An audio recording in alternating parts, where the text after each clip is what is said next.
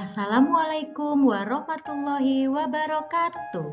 Bertemu kembali dengan saya, Hesti Erviana, CGP Angkatan 2, Kabupaten Lampung Timur, bersama fasilitator Ibu Murwati Widiani dan pendamping Ibu Stefani Angelia Alfa Surnarto.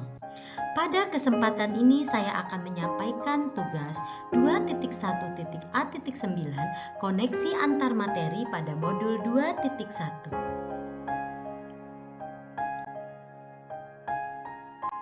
Apa yang dimaksud dengan pembelajaran berdiferensiasi dan bagaimana hal ini dapat dilakukan di kelas? Pembelajaran berdiferensiasi adalah rangkaian keputusan masuk akal atau common sense yang dibuat oleh guru yang berorientasi kepada kebutuhan murid, di mana dalam penerapan di dalam kelas yaitu dengan 3 hal, dengan diferensiasi konten, strategi penyampaian pengetahuan konsep dan keterampilan yang perlu dipelajari murid berdasarkan kurikulum. Yang kedua, diferensiasi proses, strategi membedakan proses yang harus dijalani murid untuk berlatih dan memahami isi materi.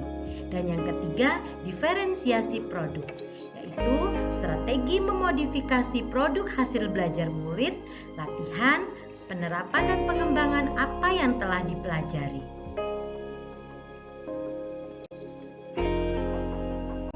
Lalu, bagaimana pembelajaran berdiferensiasi dapat memenuhi kebutuhan belajar murid dan membantu mencapai hasil belajar yang optimal? Tentu saja dengan melakukan identifikasi kebutuhan murid, mulai dari kesiapan belajar murid, minat murid, dan profil belajar murid. Kesiapan belajar murid.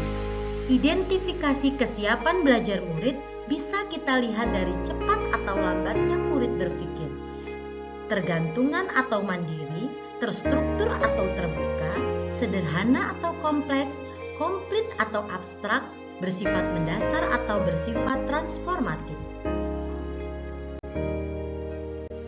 Minat murid.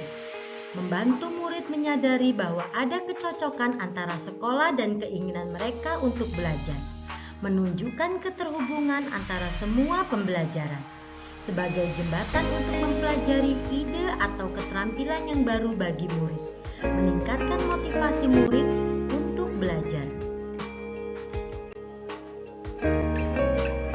Profil belajar murid.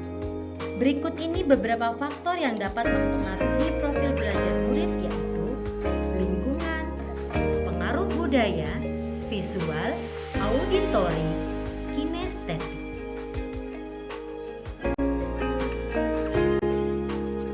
Jelaskan bagaimana Anda melihat kaitan antara materi dalam modul ini dengan modul lain di program Guru Penggerak.